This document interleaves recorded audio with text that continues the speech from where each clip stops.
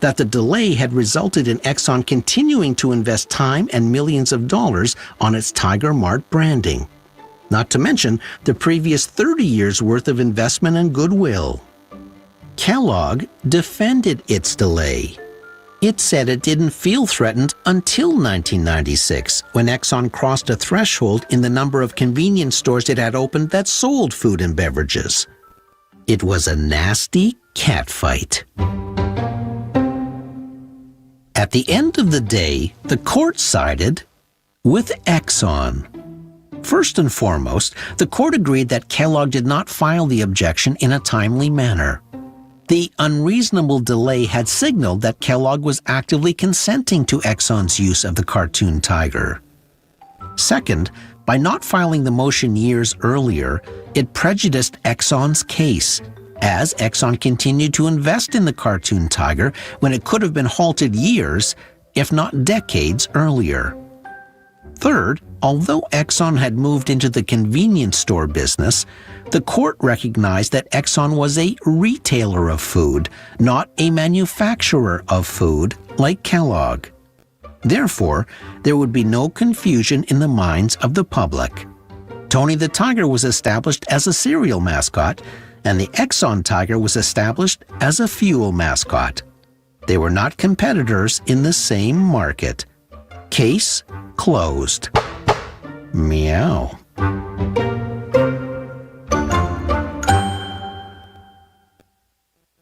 There's a long and interesting history of animation in the advertising world. Witnessing the magic Walt Disney created, advertisers saw a way to tiptoe into viewers' hearts. Animation allowed brands to create perfect spokes characters that were cute and funny and memorable, and brands would own them outright. Advertisers realized they could do things in animation they couldn't do with live action. And animated characters didn't die, didn't get ill, they didn't make huge salary demands, and they didn't get arrested. A lot of animated ads were staples of Saturday morning cartoons, tucked inside popular shows like Rocky and Bullwinkle. It was a full 360-degree experience. Kids watched Jay Ward's cartoons, then watched the animated ads he created inside those cartoons. Many talented people worked on animated commercials, from Walter Lantz to Walt Disney to Mary Tyler Moore creator Alan Burns. And while animated characters didn't give their owners any grief, it wasn't always smooth sailing. Kellogg and Exxon coexisted, delicately, for over 30 years until Kellogg thought Exxon stepped on its tail. Then the fur started to fly. But that only proves the value of animation. It was worth fighting over in court. As a certain banker once said, animation can make pots of money when you're under the influence. I'm Terry O'Reilly.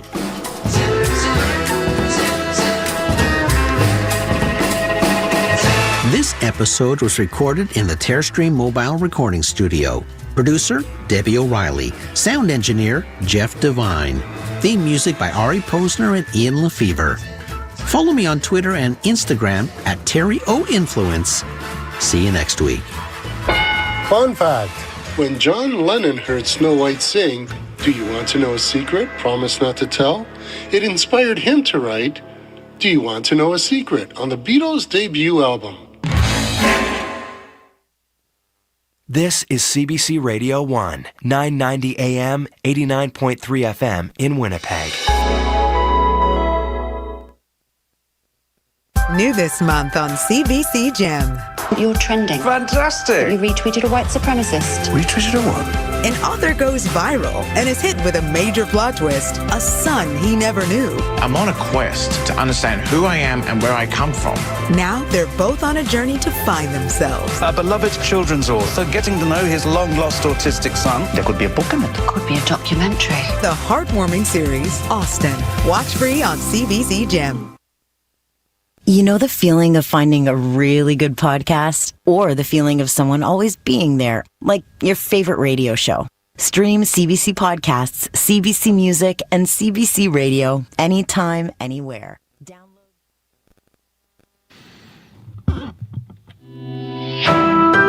This is CBC News. At 12 o'clock, we're at -2 with cloudy skies over downtown Winnipeg. Good afternoon, I'm Matt Humphrey. The city of Winnipeg needs to find millions of dollars in savings before the end of the year. Its latest financial outlook report shows the deficit forecast for this year is worse than before. The CBC's Cameron McLean has your details. The city estimates its deficit for this year will be $23.4 million. That's an increase of more than $4 million from the last financial forecast in June. The city is facing higher than expected costs for everything from snow clearing and road repairs to police and fire paramedics. A delay getting provincial approval for a $1 911 service charge to all phone bills is also contributing to the shortfall. The city has had to repeatedly draw on its fiscal stabilization reserve to balance the budget over the last few years, meaning there is nothing there to help this time. The city can save $14.3 million by foregoing a transfer to the rainy day fund, but it will have to find a way to save the remaining $9.1 million through either expenditure management, other revenue sources, or the shortfall will have to be covered next year. Cameron McLean, CBC News, Winnipeg. Saying Canadians have been through a lot, Prime Minister Justin Trudeau is rolling out a major affordability initiative. It starts next month with the Trudeau government temporarily lifting the GST on a wide range of products. For 2 months, starting December 14th, we're going to remove the GST, HST from groceries, all groceries. We're going to remove the GST from restaurant meals, takeouts, fast food, from beer and wine, kids' clothing, footwear, diapers, and toys. Trudeau also says a $250 check will be sent out this spring to more than 18 million Canadians. It's all part of the government's fall economic statement, and the NDP has already suggested it'll support the minority Liberals in getting the initiative through the House. Mounties have issued a Canada-wide warrant for the driver of a semi-trailer involved in a crash which killed a mother and daughter near Altona. The CBC's Megan Ketchison reports. RCMP say they have charged 25-year-old Navjeet Singh in connection to the fatal crash at the intersection of 201 and 306 near Altona, but they can't find him. The collision happened Friday evening around 7 when 35-year-old Sarah Unger and her 8-year-old daughter Alexa were heading home from the grocery store.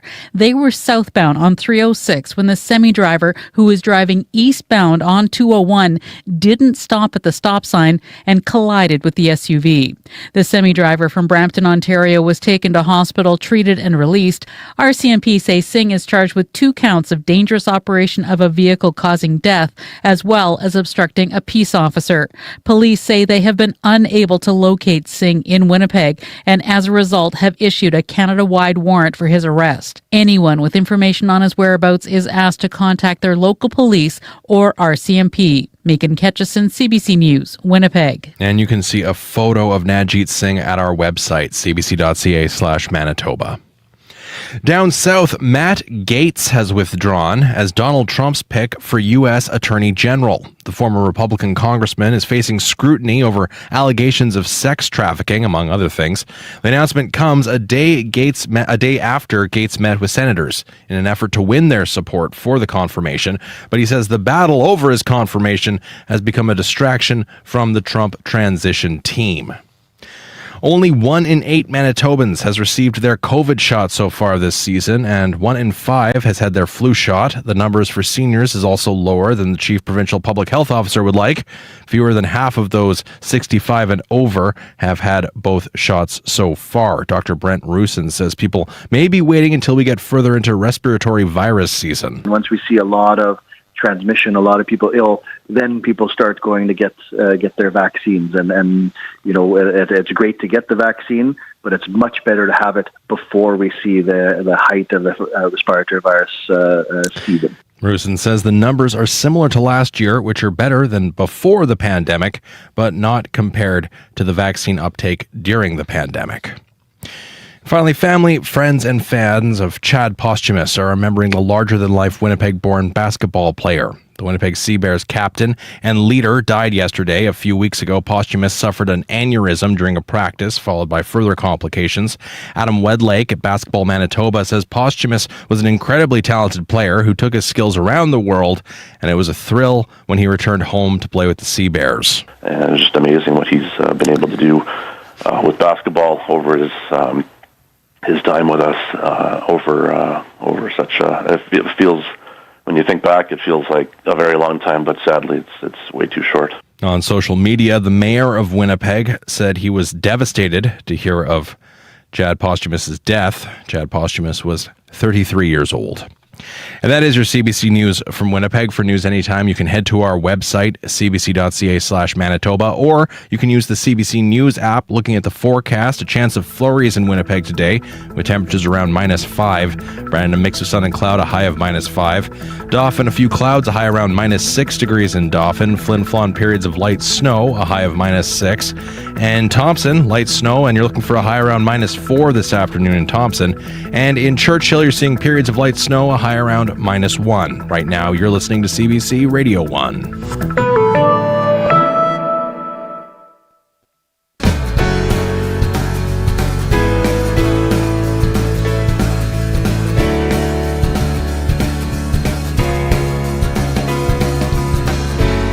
Good afternoon, Manitoba. You're listening to Radio Noon. That's right. Woo! We are here live at the Notre Dame campus here in Winnipeg. And every day, thousands of students come here to learn about everything from culinary arts to carpentry to business administration, data science, education, nursing, plumbing. And that's just a small sample of what people come here to learn every day. And today we're here to focus a bit on the international student experience here. We're going to have a panel after 12:35 of international students to talk about their concerns now that the federal government has clamped down on the number of international students they're letting in. Plus, we're going to hear from a woman from Zimbabwe who's coming here to pursue a career in construction. We're also going to touch on the news of the day, of course, about the problems at Brandon's ER. But first up here on the show, we are joined here. We have someone just coming up here. Here, just pop your headphones on here. We are joined now by Prabjeet Grewal. So before coming here, believe it or not, he actually got his master's in journalism. He also got his master's in philosophy as well. But now he is here training to be a marine and power sports technician. Hello there. Hi. I think we're just getting some sound issues going here for Prabjeet here. Hi, say hello again there, brother. Hi, there we go. We got it. Live radio, gotta love it. So tell me, what made you want to make that pivot from marine and power sport, from philosophy journalism to marine and power sports? How does that work? After completing my philosophy masters, I was actually here in Canada for my broadcast journalism certificate course in London, Ontario. Okay. So after getting like 1 year of course here in Canada, you'll get a 1 year study permit. So I needed like at least 1 year is not enough to explore the industry and stuff right here.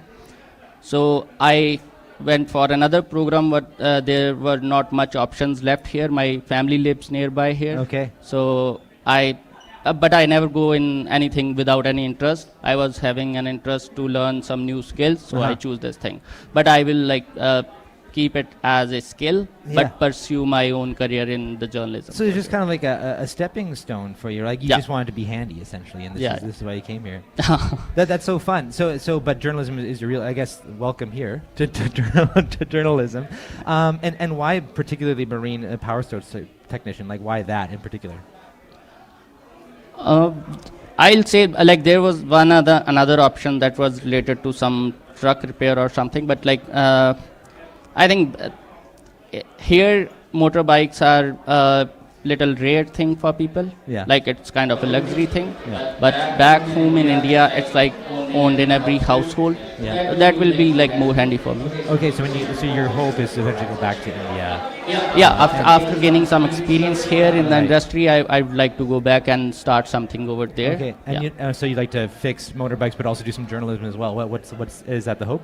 Yeah. Okay, that's awesome. Well, we'll leave it there, but thank you so much, Prabjeet, for joining us, and all the best in your studies. Thank you.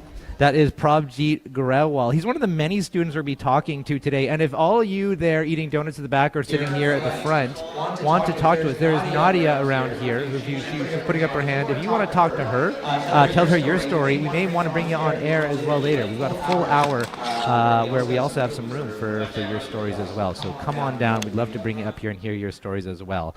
But now we want to turn to the news of the day.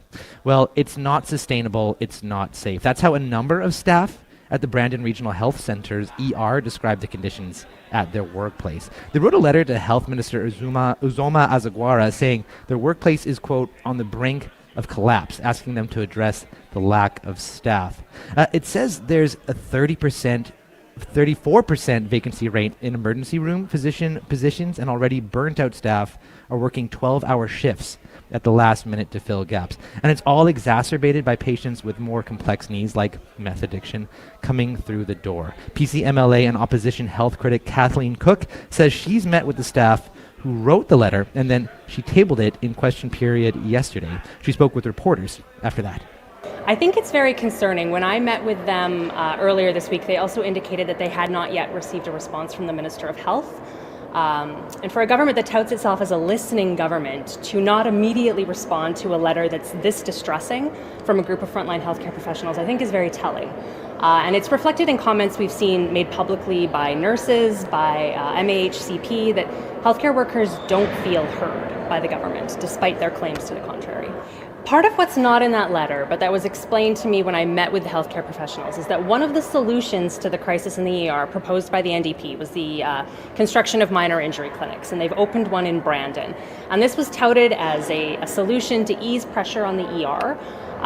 The Premier boasted that it would function as an urgent care center. And when I met with these healthcare professionals earlier this week, they told me it's not functioning anywhere near the level of an urgent care center. And it's in fact not relieving pressure on the ER because it lacks diagnostic tools. It's not taking walk-in patients. You have to make an appointment, and it's not fully staffed. For the month of December, they told me that they've only got staff for 6 out of 31 days. So that is not what was advertised, and that's not going to be an effective solution to ER pressure. There's multiple factors in play here. The first thing is staffing. What I hear over and over again from frontline healthcare professionals is that they're understaffed. I think it's laid out in the letter, but these professionals told me that for physicians in the ER, they've typically got 2 on during the day, 2 in the evening, and 2 overnight. And they're stretched thin at that, but that it periodically goes down to just 1 doctor, and that there's been no solution offered to them. So they care about each other, so they'll work overtime to help each other out. But it's not a sustainable solution, and they're very concerned that something's going to happen to a patient because, as Dr. Aelfson said in the Grace ER, those patient volumes are just not, there's no way to safely care for that many patients. Yeah, we still haven't seen, and there was no mention of it in the throne speech yesterday, a really credible plan to recruit and retain and train staff in Manitoba. Other provinces are offering significant incentives to physicians in particular, but all kinds of healthcare professionals. We haven't seen those kinds of incentives in Manitoba yet, and that makes us less competitive with other provinces. And in addition to the staffing piece, one of the issues that was raised with me when I met with these healthcare professionals earlier this week was the acuity level of patients that they're seeing has really intensified in recent years, and they're seeing a lot of drug-induced psychosis, a lot of drug issues, and that goes back to the NDP failing to address the addictions crisis, failing to address the mental health crisis, and failing to give healthcare professionals the resources they need to deal with these cases when they come through the ER. That's PCMLA and opposition health critic speaking with reporters yesterday, Kathleen Cook. Health Minister Uzoma Asagwara responded to Cook in question period yesterday. They said targeted recruitment and retention efforts are underway. They also said they're working with Prairie Mountain Health Region's chief medical officer, and a meeting with ER physicians and staff is planned for next week. Premier Wab Kinew also responded. He said, quote, "We're working with doctors, nurses, support workers in their time of need. If they wanted to be training more staff in Brandon, they needed to train them 7 years ago, where they, the PCs he means, made cuts. We continue to see multi-year damage." And for more on this story, you can head to cbc.ca/Manitoba. Manitoba's the kind of place that draws you in. Every day it's growing, it's changing. Just when you think you've got it figured out, though, There's something new to understand. I'm Marcy Marcusa, host of the CBC Daily Podcast. This is Manitoba. I've covered the news from the rail line in Churchill to the border in Emerson, and it's talking about the local stories that help us understand this place. That's what This is Manitoba is all about. Find it on CBC Listen or wherever you get your favorite podcasts. You're listening to Radio Noon here on CBC Radio 1. I'm Corey Funk, and we're live here at RRC Polytech's Notre Dame campus. And just ahead, we're going to chat with a student who came here from Zimbabwe. She's going to talk about the culture shock she faced when she got here and what students need here to thrive when they do come here from outside of Canada. But first, let's take a quick look at your current weather conditions across the province right now. Brandon, you are sitting at -8, cloudy right now. Well, mostly cloudy at the airport. Churchill at the airport, some freezing fog right now, -1. Dauphin at the airport, mostly cloudy for you. Flin Flon, mostly cloudy, -9. Dauphin, I forgot to say, you're also -9 right now. Hotspot right now, believe it or not, Island Lake is the hotspot right now in Manitoba. You're sitting at 1. Cold spot, Shoal Lake at -11 right now. Also right now, Morden, you are at -7. The Pas, -9 right now. Thompson, you're sitting at -4 at the airport, mostly cloudy. And Winnipeg at the Forks, -2.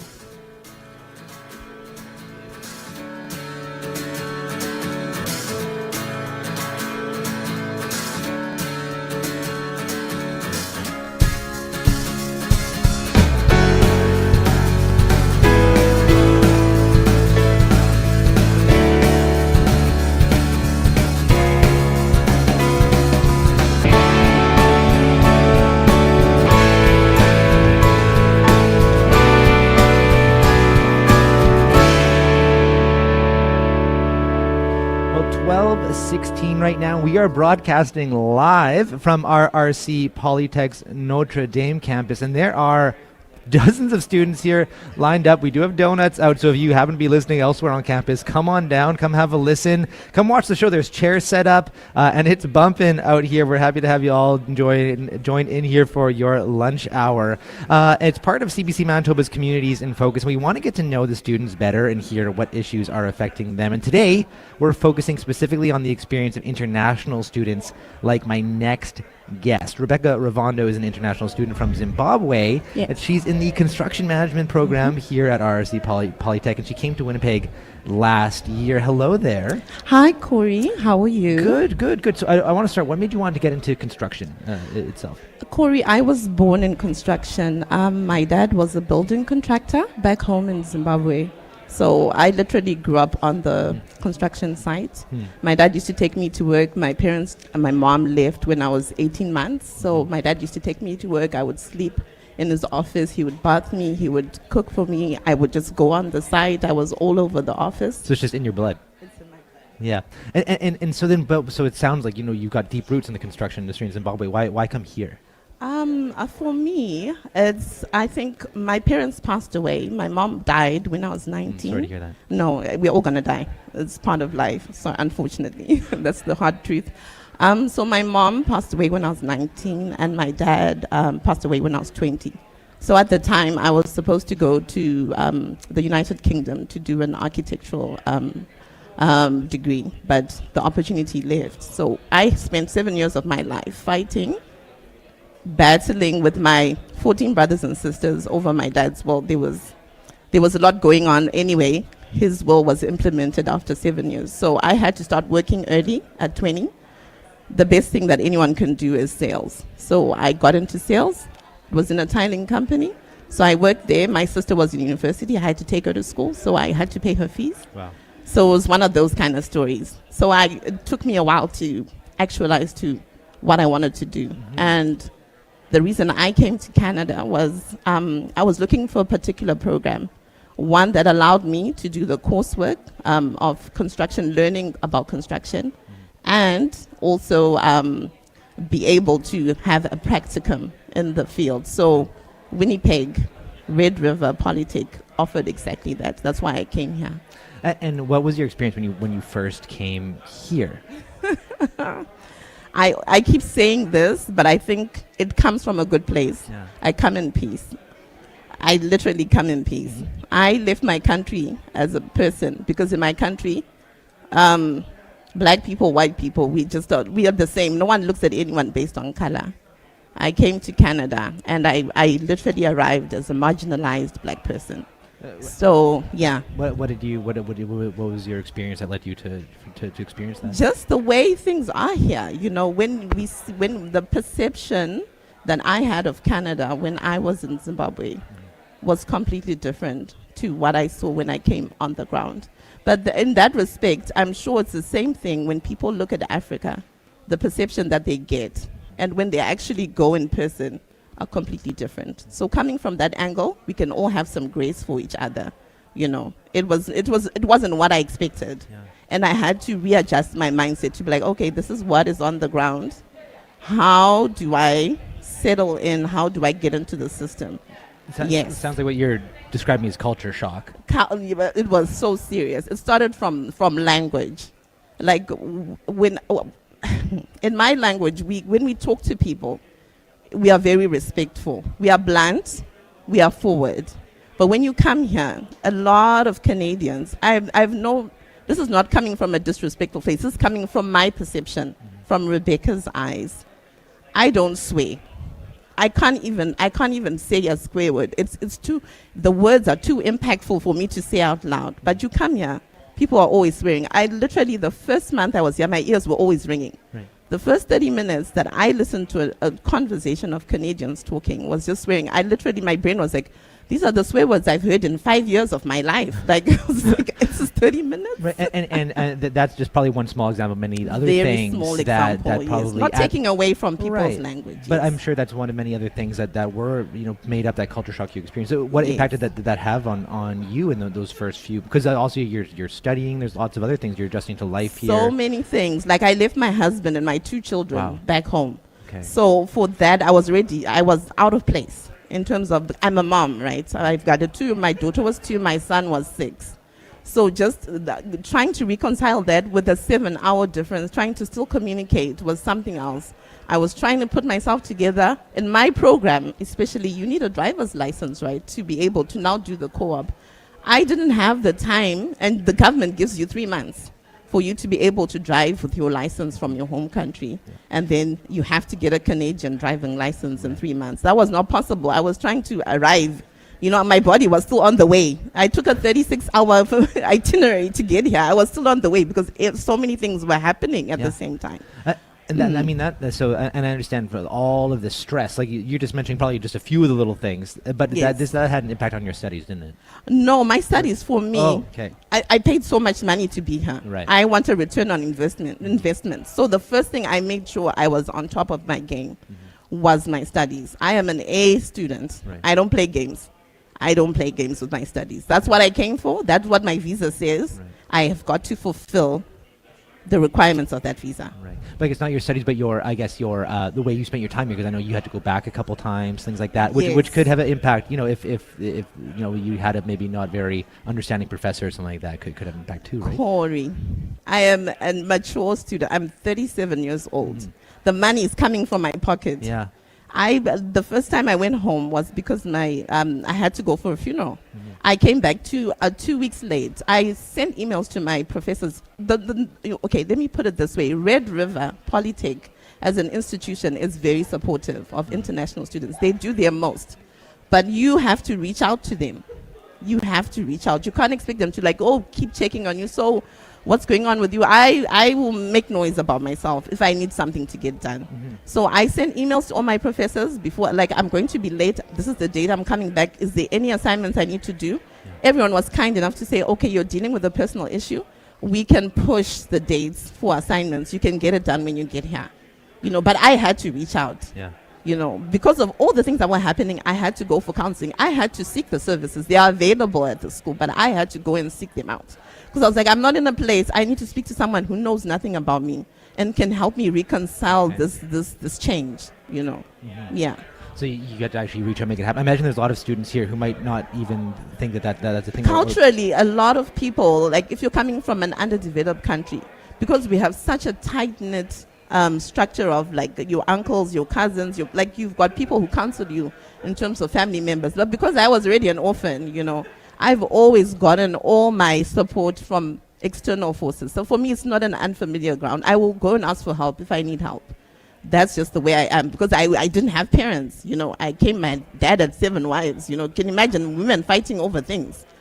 Going to court at such a young age, I was used to this. So I always know if I need support, I will go and seek it out. But I know a lot of international students do not have that kind of a mindset. And that's when they crash, when they come here.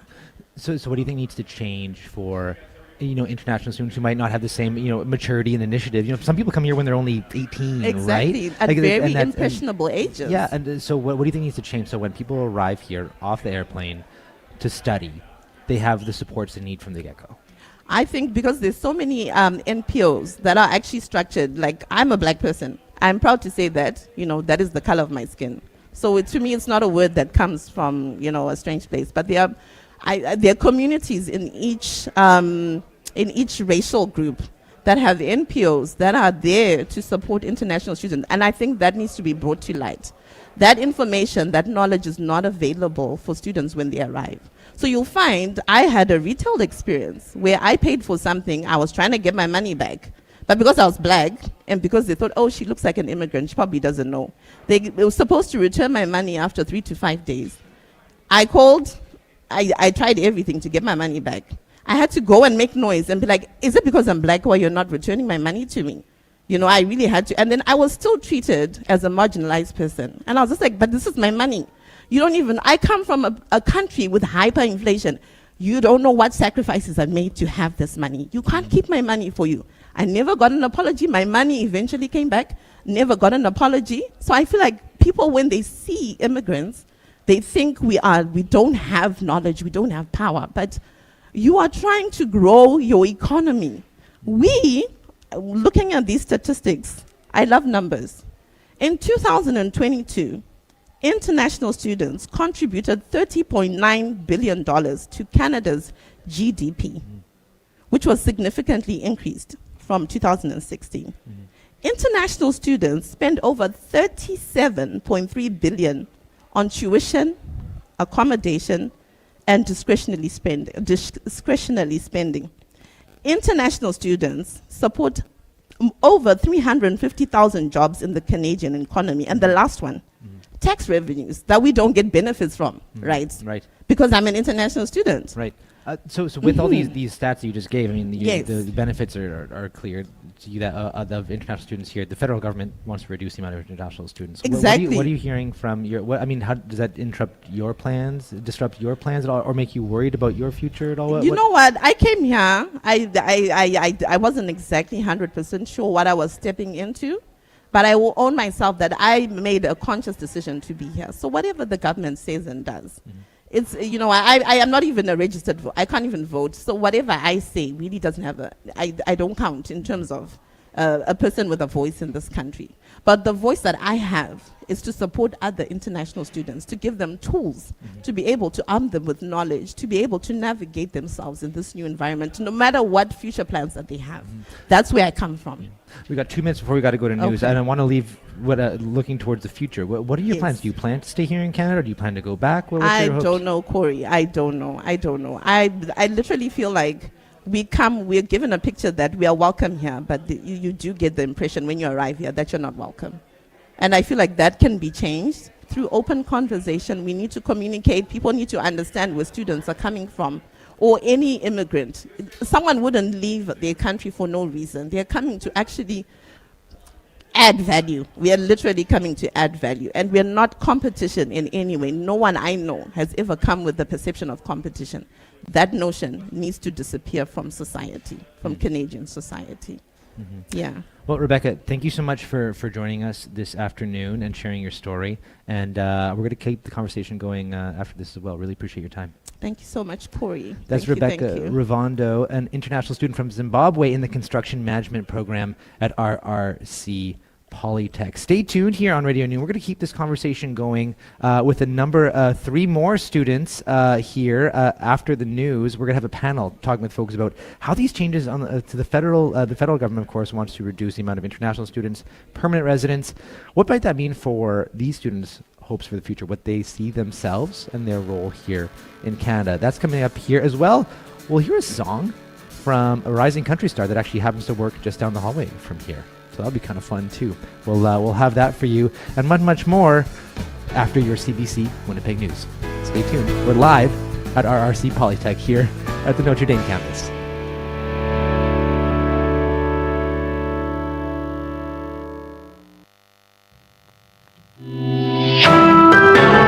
CBC News. At 12:30, we're at -2 degrees with cloudy skies over downtown Winnipeg. Good afternoon, I'm Matt Humphrey. A Canada-wide warrant has been issued for the driver of a semi-trailer involved in a fatal crash near Altona last Friday. 35-year-old Sarah Unger and her 8-year-old daughter Alexa died in the crash at the intersection of Highway 201 and 306. Mounties say the driver of the semi-trailer failed to stop at the intersection. He was treated in a hospital and released. Mounties say Navjeet Singh of Brampton, Ontario, is charged with 2 counts of dangerous driving causing death and obstructing a police officer. Police say they have been unable to locate him in Winnipeg and now issued a Canada-wide warrant. Anyone with information is asked to contact their local police or Pembina RCMP. The province is giving nearly $265,000 to help police fight drug trafficking and violent crime in the Swan Valley. The Justice Minister says the funding will hire 3 new officers for an RCMP General Investigation Section in Swan River. It's part of a 5-year pilot project set up by municipal governments to help local Mounties investigate complex and serious crimes in the region. The Swan Valley has seen its crime rate rise in recent years. Lance Jacobson is the mayor of Swan River. We felt as a community, the municipality, including with the town of Swan River, that we needed to deal with this somehow. And this was the best solution we felt to start. But we have a long ways to go. According to Statistics Canada, Swan River's crime severity index in 2022 was nearly 3.5 times higher than that of Manitoba as a whole. And it was more than 50% higher than it had been 5 years earlier. And as you've been hearing, the Trudeau government has announced a temporary sales tax holiday over the holidays. Prime Minister Justin Trudeau says it's another measure from his government to make things more affordable for Canadians. Kate McKenna has the details for you. And now we're going to be able to give a tax break for all Canadians. Prime Minister Justin Trudeau announcing a GST vacation on some items. The list includes essentials like groceries, but also other things, including Christmas trees, books, and video game consoles. The break on the 5% tax is set to last for 2 months. Trudeau says it's about giving Canadians a break. Canadians been through a lot. They work hard. We see that. We've been able to get through the past couple of years. Everyone had to tighten their belts a little bit. The federal government also plans to send out checks next spring to people who make less than $150,000 per year. And today what we have is a 2-month temporary tax trick. Conservative leader Pierre Poilievre says the sales tax holiday is politically motivated and will do little to fix the affordability crisis. Kate McKenna, CBC News, Ottawa. And that is your CBC News from Winnipeg. For news anytime, head to cbc.ca/Manitoba. Thank you very much, Matt. Back soon. That is Matt Humphrey at our CBC News desk. And Riley Lachuk, I'm sure you're breathing a bit of a sigh of relief today. Is it a little bit less stressful today weather-wise? You know, I feel like I can actually breathe a little bit today. Okay, good. Yes. And yeah, on my drive over here, it seemed kind of gloomy. We're at RRC Polytech, Notre Dame campus, and it seemed just kind of gloomy, but the roads weren't too bad. It just was just kind of a classic November blah day. Let me brighten your day just a smidge. Ooh, okay. On my walk into work this morning, there was a couple of tiny patches of blue up there. Okay, you know what? I'll take it. There you go. I think we can expect some sunny breaks here in the Red River Valley as we continue into the afternoon. -3 in Winnipeg. This is what you see, is what you kind of get for the day today, is a temperature around -3, -4 through the afternoon hours.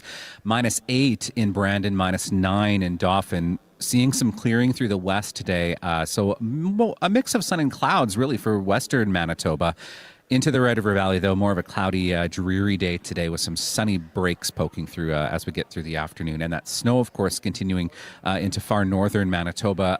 We are looking at maybe a couple more centimeters of snow through the Thompson region by the time we get to the supper hour. Then it wraps up, but still seeing some snow into the morning along the Hudson Bay coast and even as far west as Lynn Lake, seeing a little bit more snow. In the south tomorrow, a little bit of cloud builds in first thing in the morning again, a mix of sun and clouds first thing, but we do see just a brief area of instability that will pass through, bringing, I'm saying, a few scattered flurries through the morning hours tomorrow for southern Manitoba. Doesn't mean you're going to see light snow everywhere, but certainly I think that even in Winnipeg, we'll see a couple of flurries through the morning hours tomorrow. Then a mostly cloudy day, sunny breaks through the afternoon hours once again, and then the clouds just kind of hang around as we get into Saturday. Another day where we're seeing a mostly cloudy sky with some sun, this ahead of a bit of snow as we head into the weekend. Looking at another couple of centimeters for Thompson, even 8 to 10 centimeters for places like Lynn Lake. I do want to briefly talk about the snow for the weekend. There is starting to be a little bit more guidance on an area of instability that will move through the province on Saturday night through the day on Sunday. Right now, it's looking like it's tracking toward the western side of the province once again. So the Brandon, West Mandauphin region, I think 5 to 10 centimeters on Sunday, not out of the question. Right now, I've got Winnipeg in that 2 to 5 range, but we'll wait and see because there's some disagreement among some of the forecasting models on what exactly we're looking at as we get into Sunday. Friday, -4 for a forecast high. Saturday, -3. I've got a bit of snow for Sunday, -2. And then -7s and -8s into the early part of next week. Thank you very much, Riley. You're welcome. That is Riley Lachuk, our CBC weather specialist and climate change reporter. We're live here at RRC Polytech's Notre Dame campus, and we're going to keep the conversation going about the impacts and how of the federal government's recent decisions and how international students are feeling about it. So as the federal government, it's scaling back on international student and permanent resident spots here in Canada. That is creating some anxiety for some international students here in Manitoba and at RRC Polytech. So we have a couple of students here with us now to tell us a little bit how they're feeling about it. We've got Enrique Serrada. He's here from Venezuela studying business administration. We also have Cynthia Oloruntobi, who studies business admin as well and is here at the Notre Dame campus, and she's here from Nigeria. Hello to you both. Hello. Hello. So Cynthia, I want to start with you. So why did you decide to come to Canada and study here, particularly at RRC? Honestly, from the beginning, I never knew I was going to come to Canada. I've always wanted to own my business back home, which I was doing before coming to Canada. What business was that? Event planning. Okay. I've been an event planner for like 6 years. Okay. It's my 6th year. Wow. Yeah. Okay. So I've always wanted to be an event planner, take event schools, like travel all over the world, telling people the impact of events. And as you can see, the world doesn't exist without events. There's always something happening. Just like right now, we're having events. Right. So coming to Canada, I came into Canada to study business because I wanted to learn from different angles from the world. And coming to Canada is so much of a very big opportunity to me, and here at RRC it's been an amazing ride. Okay. So I just wanted to be good at what I'm doing. Mm-hmm. Thank you. And Enrique, yourself, what brought you here to RRC? Oh, well, I'm here because it was always on my plans to come to Canada because I'm a petroleum engineer in my country. But you know, validate your certificate, your degree here is really complicated. It also depends on what province are you. So you are. So once they opened this program, they major in supply chain because I was working in Chile for 7 years in supply chain. I just got excited. I said, okay, maybe this is my opportunity. I can go to Canada and work in supply chain because I've been working on this 7 years. So I decided to come here. It was a lot of planning before coming. I think my wife and I, we planned it for maybe 2 or 3 years, like how we're gonna do it. Yeah, we're here. It has been a roller coaster. The experience, like a lot of emotions, things, but we're really happy with the college, with the quality of education. You know, like I've learned a lot about supply chain and Canadian culture. Yeah, So I'm curious for yourselves. So you're here with your family as well. In terms of your plans, I know for a lot of people come here as international students, and they kind of see that as a stepping stone to eventually become permanent residents, and maybe even citizens as well. But now we heard from the government they want to reduce the amount of permanent residents, amount of international students. How does that make you think about your future? Well, it's very stressful, especially for my wife, because she doesn't have very good English. So we came here with plan A, B, and C. Plan A didn't work because they changed the requirements to apply for provincial nomination. For a moment, they changed it only for people with close relatives here. Now they are releasing some draws for people who doesn't have close relatives for all profiles, but the score is really high right now, so it was not an option to apply through her. So what are we thinking right now is we're going to apply through me after graduation because I have made some connections. So I think it will be possible to me to get a job after graduating, in the area. So that's our thoughts. But it has been really stressful because the government keep changing regulations constantly, policies. I come from a third world country, and for instances, it feels like I'm back there because they just changed, regulations in one day. And when they release these informations, they are not at the moment clear. Okay, this is what we're gonna do. They just say things broadly, and you are okay, but what does it mean? Right. Okay, we're gonna reduce, but what are you gonna reduce? What is the amount? And they just release that information maybe 2 or 3 months later. Okay. And so in terms of how you see your future, is it here in Canada? Would you like to eventually become a citizen, or what's your hopes? That was our goal since the beginning, to come here. We really like Winnipeg because it's very, it seems like the town we're from in Venezuela. It's a town in the prairies as well. So we really like Winnipeg. We would like to be a PR, but we have been thinking what if we can't. So I have family in the US. They're all legal in the US. So we're thinking, there is a law called the parole, but I think it's on hold right now. Biden put it on hold, so we're thinking on that. They can they could sponsorship us because we have family there. Okay. So that's in our thoughts right now because we are not sure what will be. Right. Cynthia, I mean, Enrique there was talking about plan A, B, C. Is that something that resonates with you? Do you kind of have to have different plans, or are you kind of set? What does your future kind of look like? Yeah, I had a lot of plans when I came into this country, but when I started studying, currently taking business administration, I'm in my final year. I kind of like all the integrated stuff that was added. So it's just like Red River College is in front of what is ahead, and they are preparing us for the labor market for the world. So I already saw myself settled in the Canadian economy. It's just like a dream come true. I'm seeing this place like a home because I've built so many communities, I've learned, I've gone through so many things. It's been a roller coaster. So is this now with changes to permanent residency from the federal government? Does this make you want to stay here more, or how do you see your path here in Canada? Right now, my path is on the fence.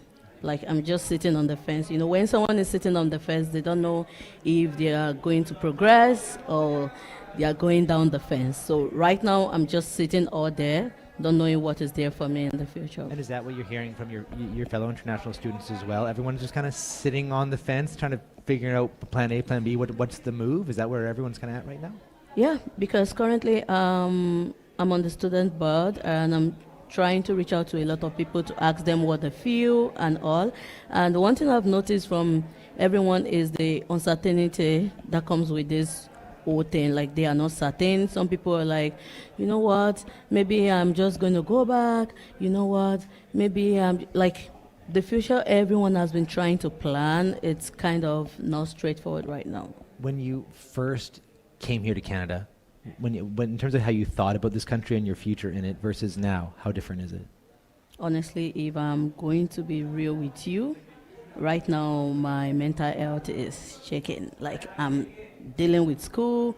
Before, when I came, I already knew, after my business administration, I want to work with few companies. I want to learn so much. But right now, to be sincere, I don't know what I want to do next. I only know what I want to do today.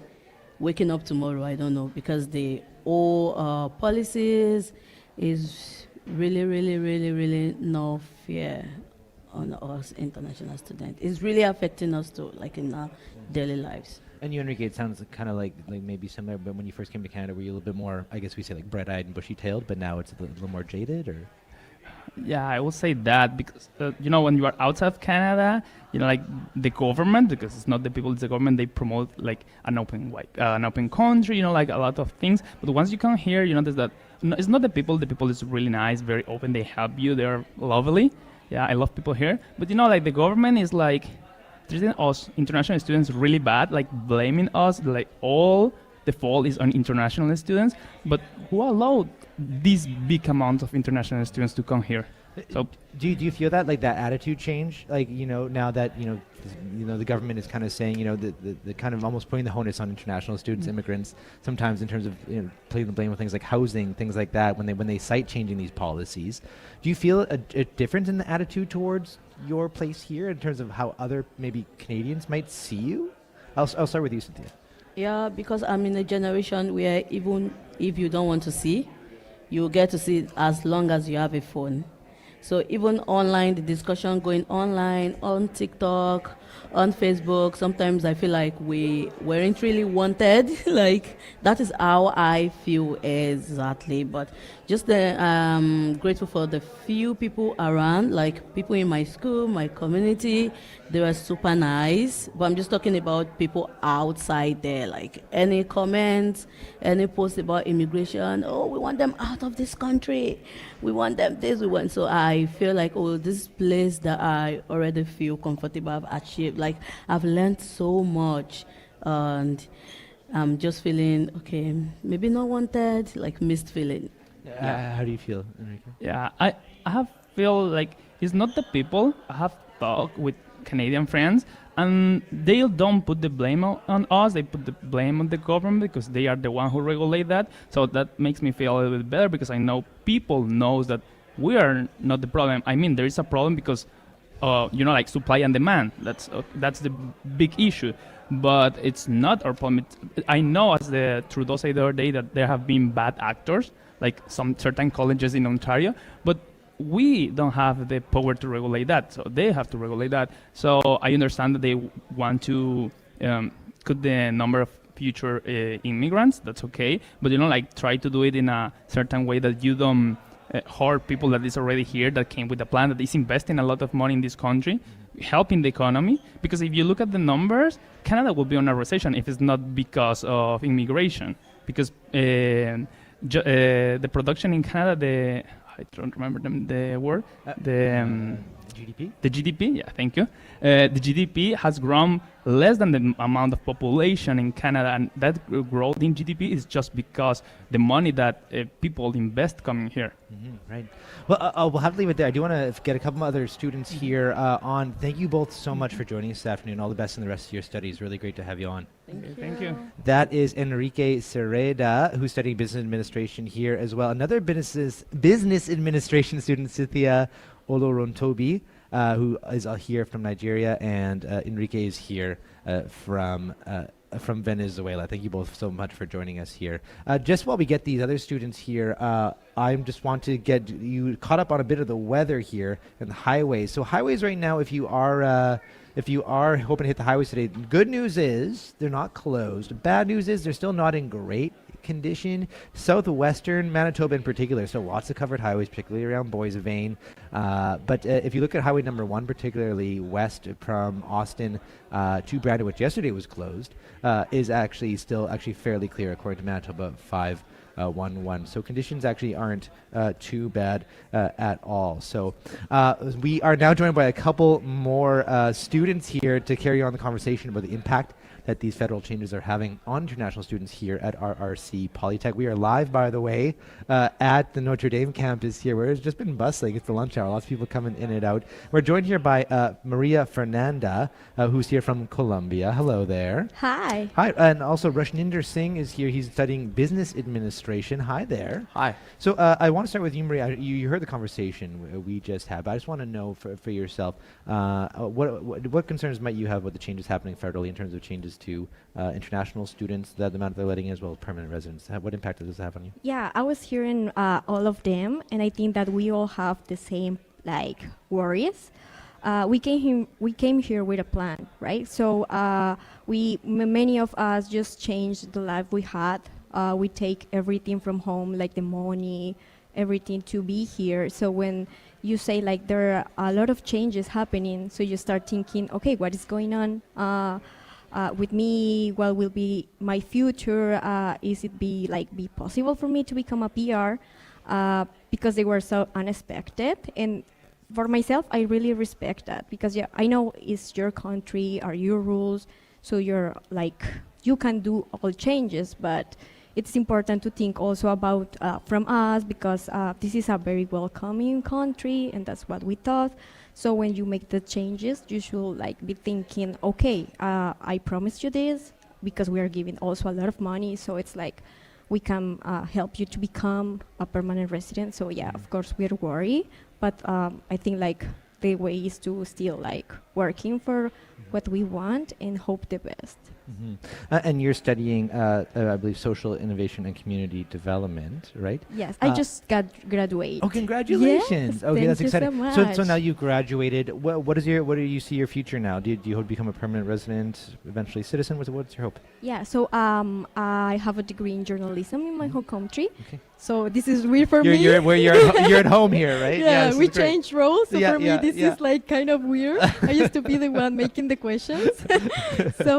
So I came here because I used to work on social stuff in journalism. So I try to mix them with social innovation. Yeah. So yeah, I would love to be here, to become a permanent resident, to come back to the journalism. Right now I'm doing marketing, but I would love to do also journalism, stay here. I feel immigrants, we have a lot of things, skills to give to Canada. I think that the ones that have the land, indigenous, Canadians, and also immigrants, we can build a really good country if we can work together. So I would love to be a PR, of course. Do you feel like your chances of getting a PR are less likely now with the reduction? Yeah, of course, because if before it was a lot of competition to get there. Now with that reduction, will be more competitive. So it will be hard. And Rashninder, you yourself, tell me, you study IT. What's your hope for the future here in Canada? I think for me, after I graduate, I'm definitely gonna look for work, specifically in the field. I don't know if I'm gonna apply for a PR or not. I'm not really sure yet, but I'm gonna definitely look for a work. So I probably need a post-graduation work permit. Okay. So I think it's gonna get tough. The new changes are making it a little tough. So I'm kind of worried about that aspect. So it's a little more shaky than it was before. Yep. Yeah, and as an international student, have you felt a change in the attitudes that people have towards you since you come here? Because I know, some of the rhetoric sometimes can get a little heated around immigration, and sometimes that bleeds up from the south. But sometimes, it happens here as well. How do you feel as an international student here? I think it happens, it's become very common now. So I think Canadians are there are many reasons, probably inflation, housing crisis, there are not being enough houses built upon, and there's a housing crisis. I heard a story in Brampton, there are some international students, but they can't get into a house because there are not enough houses. There's a housing crisis. So I think there are a lot of reasons for the heated situations going on. Did you feel supported when you got here, or was it a bit of a surprise? Say again? But did you feel like there was enough supports when you got here, or was it a bit of a surprise? I think I think there was definitely a support. Yeah. I think people in Canada is a diverse country. You can meet people from all over the world. So I think there was definitely a big support factor. And you, Maria, did you feel throughout your time here, once you got here, that you felt supported all the way through, or were there some difficulties there? Yeah, I think I have been lucky. I found people from my own country who already did this process. They got their PR, so they have been a big support, a lot. So that's why I say that I'm feeling lucky. Also my instructors, because they're from social innovation, so I know that they are people that really care about you. So they were also a really big support here at our RC. So yes, I think that I feel lucky about that. Well, thank you both for joining us on the show this afternoon. All the best with whatever your future holds, which is like so exciting right now. It's like in that point where you're just looking ahead, and it could be anything. So really happy to have you on, and all the best. Thank you so much for having us. That is Maria Fernanda. She just graduated from RRC Polytech here, and as well we're joined by Rashninder Singh, who's studying business administration. He's here from India. And we are coming up to the end of the show here, but I do want to get in a song because it was really fun. I was just sitting here prepping for the show, and sure enough, a guy comes up to the CBC desk here, and his name is Jerry Sereda. And you may, if you're a big Canadian country fan, you may recognize the name. He's been performing on stages across the country, but he also works here in Indigenous education on Thursdays, so it so happens. So I thought, yeah, maybe we should fit that on the song. So here's Jerry Sereda with Lighthouse.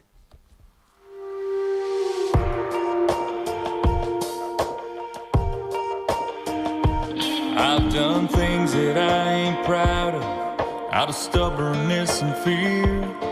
Run into walls I built myself and caused my share of tears. I've been lost out on the ocean, fighting hard to find the truth. She's the thing that's given me the place to come back to. She guides me home when I'm drifting. She gives me hope when I'm sinking. When the sky goes dark in this wild heart, without a single star to be found, she's my lighthouse. Like a beacon, that girl calls me when I get too far from the shore.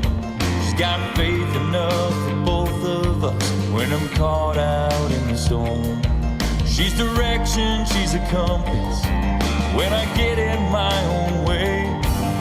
She reaches out even when I'm fighting through the waves. She guides me home when I'm drifting. She gives me hope when I'm sinking. When the sky goes dark in this wild heart, without a single star to be found, she's my lighthouse.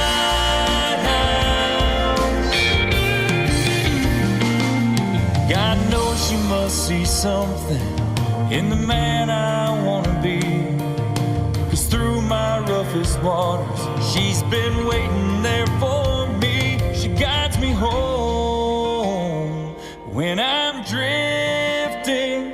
She gives me hope when I'm sinking. When the sky goes dark in this wild heart, without a single star to be found, she's my lighthouse. She's my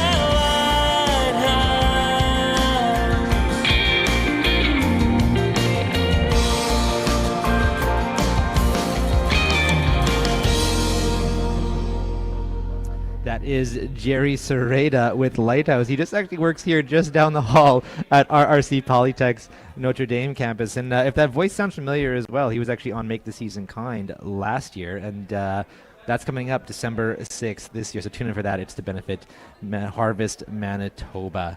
Well, we also have in the studio now, back at Studio 15 at Portage and Spence, Faith Fundal, who's the host of Up to Speed, and they're here to tell us a bit about what to expect on the show this afternoon. Hi there. Hello, Corey. The Governor-General of Canada has been spending some time in Manitoba this week. One of the reasons is her mental health learning and listening tour. Her Excellency Mary Simon joins us to share what she's heard in our province. I spoke with her earlier today at Resource Assistance for Youth, YAP, at the Drop-In Centre. So stay tuned for that conversation coming up after the 3 o'clock World This Hour. Thank you very much, Faith. Thank you. That is Faith Wendell. They are on Up to Speed this afternoon from 3 to 6. Well, that is a wrap for this edition of Radio Noon, live from RRC Polytech's Notre Dame campus. Thank you to RRC for hosting us here today at this beautiful spot. You can check it out on YouTube if you do want to go back and watch online. And thank you to everyone who helped put together the show, including all the guests we have on who came on and shared their very personal stories of life here as an international student. Really appreciate that. Big thanks to Marshall Hodgins, Dylan Longhurst, Kevin Nipatebo, Jim Agapito, Nadia Kidwai, Leaf Larson, Brian Harder, Brad Lillies, Travis Golby, and everyone else who helped put together the show behind the scenes. I'm Corey Funk. I'll be back tomorrow, back in the studio at CBC. Up next on CBC Radio 1, Quirks and Quarks. Have a good one.